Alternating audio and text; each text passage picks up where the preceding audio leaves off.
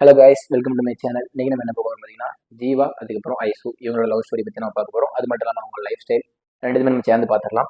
அதுக்கு மட்டும் நம்ம சேனலுக்கு யாராவது புதுசு வந்து நான் சப்ஸ்கிரைப் பண்ணி மறக்காம பெல் ஐக்கானை கிளிக் பண்ணி வச்சிடலாம். நம்ம ஜீவா பார்த்தீங்கன்னா ஒரு மிடில் கிளாஸ் பையன். ஸோ வந்து ரொம்ப கஷ்டப்பட்ட பையன். அவன் வந்து வேலை பார்த்தா தான் அடுத்த நாள் வந்து கதையை ஓட்ட முடியாத மாதிரி பையன். இவர் வந்து டெலிவரி பாயாக இருக்காரு. ஸோ நம்ம ஐஸ் பார்த்தீங்கன்னா கொஞ்சம் அப்பர் மிடில் கிளாஸ் பொண்ணு. ஸோ அவங்க லைஃப் நல்லா போயிட்டு இருக்கு. ஸோ இவங்க ரெண்டு பேருமே எப்படி கனெக்ட் ஆகுறாங்க அப்படிங்கிறது. இன்னொன்று பார்த்தீங்கன்னா, எல்லா இடத்துலையும் பார்த்தீங்கன்னா பசங்க பொண்ணுங்களை வந்து லவ் பண்ணுவாங்க, பொண்ணுங்க பசங்க லவ் பண்ணுவாங்க. இங்கே ஒரு மாற்று கருத்தா பேயை வந்து நம்மளோட ஜீவா வந்து லவ் பண்ணுறாரு. ஸோ வாங்க கதைக்குள்ளே போயிடலாம். இது ஒரு சுவாரஸ்யமாக இருக்கும் இந்த கதை. ஓகே, நம்ம ஜீவா பற்றி பார்த்தீங்கன்னா ரொம்ப கஷ்டப்பட்ட பையன். ஸோ டெலிவரி பாயாக வேலை பார்த்துட்டு இருக்காரு. அவர் வீட்டில் அவர் அம்மா மட்டும்தான் ரொம்ப கஷ்டப்பட்டுருக்காரு. இவர் பார்த்தீங்கன்னா மும்பையில் வந்து ஒர்க் பண்ணிட்டு இருக்காரு. மும்பைலாம் இருக்காங்க ஆல்ரெடி. அவங்க பிறந்த பிளேஸ் எல்லாமே மும்பை தான். நம்ம ஐஷு பார்த்தீங்கன்னா ஐஷும் மும்பை தான். அவங்க வந்து ஒரு ஐடி கம்பெனியில் ஒர்க் பண்ணிட்டு இருக்காங்க. அவங்க ஒரு ஜாலியாக அவங்க கேங் கூட ஜாலியாக சுற்றுறது அவங்க வழக்கம். இந்த மாதிரி போயிட்டு இருக்கு. ஸோ நம்ம ஜீவா வந்து டெலிவரி பாயாக இருக்கார்லாம். இவர் வந்து ஒரு நாள் டெலிவரி பண்ணிட்டு வரும்போது பார்த்தீங்கன்னா ஒரு இடத்துல வந்து கார் ஆக்சிடென்ட் ஆயிடுச்சு. கார் ஆக்சிடென்ட் அந்த காரில் பார்த்தீங்கன்னா ஒரே ஒரு பொண்ணு மட்டும் தான் இருக்குது. அந்த பொண்ணு தான் டிரைவ் பண்ணுறது, செல்ஃப் டிரைவ் பண்ணுறதுக்கு அது ஆக்சிடென்ட் ஆயிடுச்சு. பட் அது எப்படி ஆக்சிடென்ட் ஆச்சு அப்படின்னு தெரியல. பார்த்தீங்கன்னா ஒரு மிட் நைட் ஆயிடுச்சு. ஒரு 1 o'clock அந்த மாதிரி டைம் ஆயிடுச்சு. யாருமே நிற்கிற ரோட்டில். ஸோ நம்ம ஜீவா வந்து பார்த்தீங்கன்னா நின்று அந்த பொண்ணை வந்து தூக்கி எப்படியாவது காப்பாற்றணும் அப்படின்னு பயங்கரமாக ஒர்க் பண்ணுறாரு. ஏன்னா கார் வந்து ஃபுல் டேமேஜ், காரை எடுத்துகிட்டு ஓடினால போக முடியாது. ஸோ பைக்கில் வச்சு கொண்டு போகணும் அப்படின்னாலும் முடியாது. இது ஆக்சிடென்ட் ஆனது யார் அப்படின்னு பார்த்தீங்கன்னா நம்மளோட ஐஷு தான் ஆக்சிடென்ட் ஆனது. ஸோ இப்போ தான் இவங்களுக்கு இந்த ஒரு ஆக்சிடென்ட் மூலமாக தான் அறிமுகமே நடக்குது. அப்படி இப்படின்னு கஷ்டப்பட்டு எப்படியோ ஒரு ஆட்டோ பிடிச்சி நிப்பாட்டி அவங்கள வந்து ஆஸ்பத்திரி கொண்டு போயிட்டாங்க. என்னோட பிளட் வந்து ஹெவியாக லாஸ் ஆகிட்டு இருக்கு. ஸோ பிளட் வந்து கொடுக்கணும். இவங்க பார்த்தீங்கன்னா ஓ பாசிட்டிவ், அந்த பொண்ணு பார்த்தீங்கன்னா ஓ பாசிட்டிவ். ஸோ அதனால் பிரச்சனை இல்லை, பிளட் நானே கொடுக்குறேன் அப்படின்னு சொல்லிட்டு நம்மளோட ஜீவா வந்து பிளட்டும் கொடுக்குறாரு அந்த பொண்ணுக்கு. பிளட்டும் கொடுத்துட்டு ஆஸ்பத்திரியில் இருக்காங்க. இன்னொன்று ஆஸ்பத்திரி இவருக்கு அடுத்த நாள் வேலைக்கு போகணும். ஏன்னா ஒரு நாள் கூட வேலை பார்க்கலாம் அவருக்கு கதை ஓடாது அப்படின்னு ஃபஸ்ட்டு வீட்டில் சொன்னாங்களா, அந்த மாதிரி ரொம்ப கஷ்டப்பட்ட ஃபேமிலி. ஸோ வேலைக்கு போகணும். அதனால அவங்க ஹாஸ்பிட்டலில் வச்சுட்டு சொல்லிட்டு போயிடறாரு. இது யாருன்னு எனக்கு தெரியாது, ஆக்சிடென்ட் ஆகி ரோட்டில் இருந்துச்சு, அதனால் வந்து எனக்கு அவங்க சொந்தக்காரங்க யாரும் எதுவுமே தெரியாது அப்படின்னோடனே அவங்க கிட்ட ஒரு வந்து பர்ஸ் மட்டும், மொபைல் மட்டும் இருக்குது அந்த பொண்ணுகிட்ட. அந்த மொபைல் எடுத்து செக் பண்ணி அதுக்கப்புறம் ஹாஸ்பிட்டலில் இன்ஃபார்ம் பண்ணிடுறாங்க. இன்ஃபார்ம் பண்ணி அவங்க எல்லாம் வந்துடுறாங்க. அதுக்குள்ளே பார்த்தீங்கன்னா நம்ம ஜீவா வந்து வீட்டுக்கு போயிடுறாரு. வீட்டுக்கு போயிட்டு அவர் வேலையை ஆர்டினரியாக பார்த்துக்கிட்டே இருக்காரு. இப்படி பார்த்தீங்கன்னா ஒரு 1 week ஆயிடுச்சு. 1 week ஆன உடனே அதுக்கப்புறம் ஒரு நாள் ரொம்ப லேட் ஆயிடுச்சு. டெலிவரி பண்ணி வந்துட்டு இருக்காரு. வந்துட்டு பார்த்தீங்கன்னா அதே பொண்ணு. ஆனால் என்ன, இந்த பொண்ணு இப்போ ரோட்டில் சும்மா தனியாக நின்ற மாதிரி நின்றுட்டு இருக்கு. ஸோ பார்த்து அன்னைக்கு ஆக்சிடென்ட் ஆயிடுச்சு, அவங்க நல்லா இருந்துச்சு அப்படின்னு நிப்பாட்டி இவர் வந்து பைக் எடுப்பாடிட்டு கேட்குறாரு. அந்த ஆக்சிடென்டான அதே இடத்துல தான் நின்றுட்டு இருக்கு அந்த பொண்ணு. இவர் வந்து கேட்குறாரு. கேட்டவுடனே நம்ம ஐஸ்வர்யா வந்து நான் பரவாயில்ல நல்லா இருக்கேன் அப்படின்னா, நீங்கள் எப்படி இருக்கீங்க நல்லா இருக்கீங்களா அப்படின்னு சொல்லிட்டு நம்ம ஜீவாவை பற்றி கேள்வி கேட்க திருப்பி. ஜீவா பார்த்தீங்கன்னா நான் நல்லா இருக்கேன், உங்களுக்கு பரவாயில்ல, சந்தோஷம், எனக்கு சரியான சந்தோஷம் அப்படின்ட்டு இவர் வந்து நல்ல ஒரு ஜாலியாக பேசிட்டு இருக்காரு. பேசிட்டு இருக்கும் பார்த்தீங்கன்னா அப்புறம் வந்து 2 பேருமே நம்ம வந்து நாளைக்கு ஃப்ரீயாக இருந்தால் மீட் பண்ணலாமா அப்படின்னு வந்து ஐஸ்வர்யா கேட்குறாங்க. ஸோ மீட் பண்ணலாமே அப்படின்ட்டு இவங்களும் சொல்கிறாங்க. ஆனால் எப்போ மீட் பண்ணலாம் அப்படின்னா நைட்டு ஒரு 10 o'clock சொல்கிறாங்க.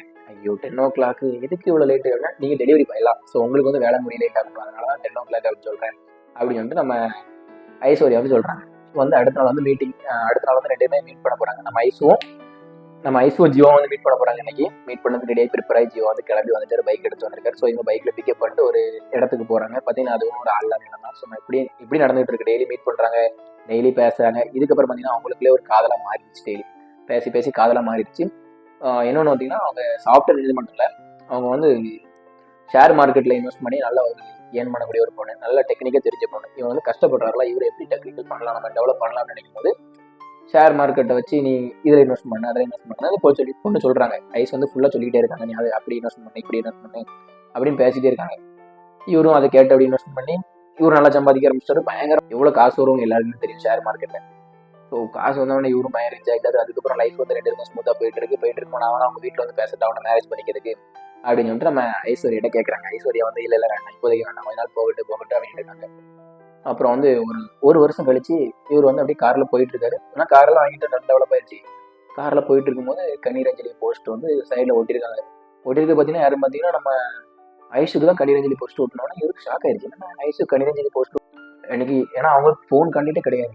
எப்படி வந்து நம்ம கேட்கறது, அவருக்கு எதுவுமே தெரியல எப்படி அப்படின்ட்டு. உனக்கு கீழே கான்டாக்ட் நம்பர் கொடுத்துருக்காங்க. கான்டாக்ட் நம்பர் கொடுத்த உடனே ஃபோன் அடிச்சு அந்த கான்டாக்ட் கேட்குறாங்க, ஐஷு அப்படின்ட்டு கேட்குறாங்க. ஐஷு வந்து இறந்து 1 வருஷம் ஆயிடுச்சு, ஒரு ஆக்சிடென்ட்ல இறந்துட்டாங்க அப்படின்னு இவருக்கு செம்ம ஷாக் ஆயிடுச்சு. என்னடா இது, இறந்துட்டாங்களா, நேற்று வரைக்கும் நம்ம ஐஷு தான் பார்த்துட்டு இருந்தோம் எப்படி அப்படின்ட்டு இவருக்கு ரொம்ப ஃபீல், தனத்தானே ஃபீல் ஆகி ரொம்ப கஷ்டப்படுறாரு. இது வந்து இருந்தாலும் ஒரு கிளாரிட்டி இல்லை அவருக்கு. எப்படி நம்ம இது வந்து கிளியர் பண்ணிக்க முடியும் அப்படின்னு ட்ரை பண்ணிட்டு இருக்காரு. ஸோ ஈவினிங் வருது, நைட்டு வருது. அந்த பொண்ணு என்ன நைட்டாக மீட் பண்ணிட்டாங்க 2 பேரும். ஸோ நைட்டு வருது, வந்த உடனே ஐஷு வராங்க. வந்த உடனே கேட்குறாரு, ஐஷு கிட்ட கேட்குறாரு. கேட்ட உடனே ஐஷு இன்னைக்கு உன்னை வந்து கனிரஞ்சில் போஸ்ட் விட்டுருக்காங்க, நீ இறந்துட்டான வரை எல்லாரும் சொல்றாங்க, உங்க ரிலேஷன் எல்லாருமே சொல்றாங்க, எப்படி அப்படின்னு கேட்குறாரு. உடனே கேட்ட உடனே ஐஷு வந்து சொல்றாங்க, நீ இதை கேட்டு இது பயப்படாத அப்படின்னு. உடனே ஐஷு வந்து நான் உண்மையில இறந்துட்டேன், நீ எனக்கு ஆக்சிடென்ட் ஆயிருக்கும்போது என்னை காப்பாற்றி எப்படியாவது காப்பாற்ற நினைச்சு ரொம்ப கஷ்டப்பட்டு தூக்கிட்டு போனேன், எனக்கு எல்லாமே தெரியும். எனக்கு வந்து அப்போ கொஞ்சம் லைட்டாக நினைவு இருந்துச்சு. நான் வந்து ஒன்று ஃபுல்லாக பார்த்தேன், வாட்ச் பண்ணேன். இவ்வளோ கஷ்டத்தில் இருக்கும் போதும் அடுத்தவங்க கஷ்டத்தை வந்து புரிஞ்சு நடந்துக்கணும் அப்படின்னு நினச்சி என்னை காப்பாற்ற முயற்சி பண்ணேன் அப்படின்ட்டு பேசிக்கிட்டு இருக்காங்க. பேசிக்கிட்டு இருக்கும்போது அதனால இல்லை, நான் இறந்து உண்மையிலே இறந்துட்டேன், வந்து இப்போ நம்மள உள்ள பாசத்தால தான் நான் வந்து உன் கூட இருக்கிறேன் அப்படிங்கிற மாதிரி இவங்க பேசுகிறாங்க. பேசின உடனே இல்லை நான் நம்ப மாட்டேன், இது வந்து நீ ஒரு பிளான் பண்ணிட்டு இருக்கேன் அப்படிங்கிற மாதிரி மறுபடியும் நம்ம ஜீவா சொல்றாரு. ஐயோ இல்லை, உண்மையிலே நான் இறந்துட்டேன், என்னோட இதுக்காக நான் ராத்திரி மட்டும் மீட் பண்ண வரேன், இதுதான் காரணம், நம்மள நான் என்னோட வீட்டு அட்ரஸ் தானே, நீ அங்கே போய் பாரு, பார்த்துதான் உனக்கு அப்பமே புரியும் அப்படின்ட்டு இவர் சொல்லிட்டு இருக்காரு. சொல்லவும் பார்த்தீங்கன்னா டக்குன்னு அந்த பொண்ணு வந்து டக்குன்னு மாயமாயிருச்சு, சரக்கு மாயமாயிருச்சு. இவருக்கு பயணம் தாங்க முடியல. நைட்டு வர இத்தனை நாள் இன்னொரு பயம் ஒன்று, குழப்பம் ஒன்று. எப்படி நம்ம கூட இத்தனை நாள் நம்ம கூட இருந்தாங்க, நம்ம கஷ்டப்பட்ட டைம்லையும் கூட இருந்தாங்க, நம்மளை வந்து பணக்காரனும் ஆக்குனாங்க, எப்படி வந்து இப்படி அப்படின்னு அவருக்கு ஒன்றுமே புரியல. யோசிச்சுட்டே இருக்காரு. அன்னைக்கு ராத்திரி ஃபுல்லாக தூங்கவே இல்லை. அதுக்கப்புறம் நெக்ஸ்ட் நாள் அவங்க கொடுத்த அட்ரஸ் போய் பார்க்குறாங்க. அன்னைக்கு தான் தெரியுது அப்படி அன்னைக்கே அந்த ஆக்சிடென்ட்ல இறந்து போயிட்டாங்க. இவர் வந்து வீட்டுக்கு போயிட்டாருல. போன உடனே அவங்க அம்மா அப்பாலாம் வந்திருக்கும் போது அப்போ கொஞ்சம் நார்மலாக வந்துருக்காங்க. அதுக்கு பார்த்தீங்கன்னா ரொம்ப சீரியஸாக சடனாக வந்து அந்த பிக்ஸ் வந்து இறந்துட்டாங்க. இறந்தவங்க தான் அதுக்கப்புறம் அடக்கம் பண்ணிட்டாங்க, எல்லாம் பண்ணிட்டாங்க. அதுக்கப்புறம் தான் அந்த பொண்ணு வந்து இவரை தேடி வந்திருக்கு. அந்த பொண்ணோட ஆவி வந்து இவரை தேடி வந்து இவர் ஆல்ரெடி ரொம்ப கஷ்டப்பட்டு இருக்காரு. இவ்வளோ கஷ்டத்துல மற்றவங்களுக்கு ஹெல்ப் பண்ண நினைச்சிருக்காரு இவரோட நல்ல மனசுக்காண்டியும். அதுக்கப்புறம் இன்னொன்று அப்படி வந்து பழகினதுனால இவரை பிடிச்சி போய் லவ் பண்ண ஆரம்பிச்சுட்டு பேய் தான் இவ்வளோ ஐஸ்ன்றது ஒரு பேய். இந்த பேயோட ஸ்டோரி தான் இது. பேய் வந்து இவர் லவ் பண்ணவும் ஆரம்பிச்சிட்டு அதுக்கப்புறம் பார்த்தீங்கன்னா இவர் வந்து மறுநாளும் ஐஷு வராங்க மீட் பண்ணுறதுக்கு. அப்போ வந்து இவருக்கே ஒரு பயம், இவர் வரவே இல்லை. மறுநாள் வந்து இவர் வரல. ஐஷு வந்து தேடி போகிறாங்க. மறுபடியும் தேடி போன உடனே இல்லை நீ என்கிட்ட வராத அப்படின்னு ரொம்ப ஒரு பயந்து பேசிக்கிட்டு இருக்காரு. பேசினோடனே எனக்கு தெரியும் நம்ம 2 பேருக்குள்ள அந்த காதல் செட் ஆகாது, எனக்கு தெரியும். ஆனாலும் இது மனுஷங்களுக்கும் எனக்கும் உள்ள தொடர்பே கிடையாது.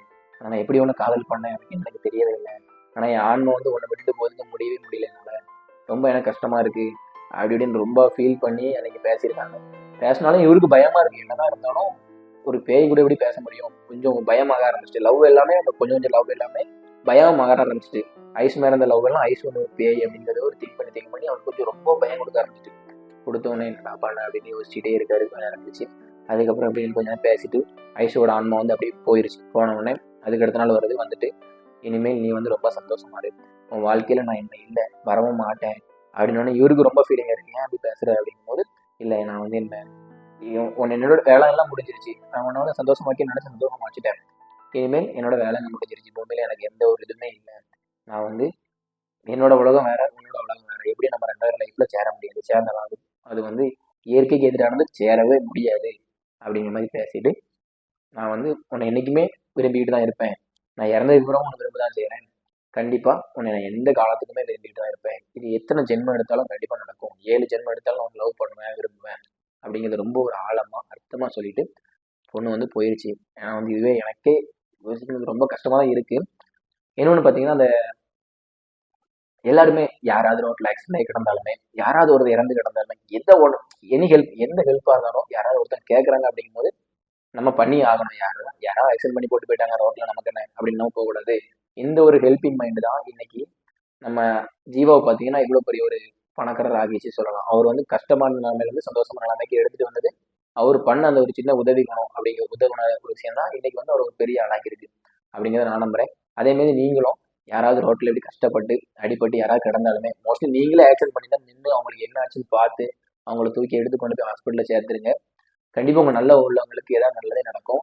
அது மட்டும் இல்லாமல் நம்ம சேனலுக்கு யாராவது புதுசாக வந்தீங்கன்னா வீடியோ பார்த்துட்டு அப்படியே ஒரு லைக்கையும் போட்டு ஒரு சப்ஸ்கிரைப் பண்ணி எனக்கு ரொம்ப சந்தோஷமா இருக்கும். இது வந்து முழுக்க எல்லாமே ஜஸ்ட் நான் இமேஜினேஷன் பண்ண கதை தான், எதுவுமே வந்து இதில் உண்மை கிடையாது. என் சேனலில் போடுறது எல்லாமே உண்மை கிடையாது. உண்மை கதை நான் எப்போ சொல்கிறேன் அப்படின்னா 1000 சப்ஸ்கிரைபர் வந்து கண்டிப்பாக நான் உங்களுக்கு உண்மை கதை நான் உங்களுக்கு சொல்லுவேன். ஓகே, பாய்.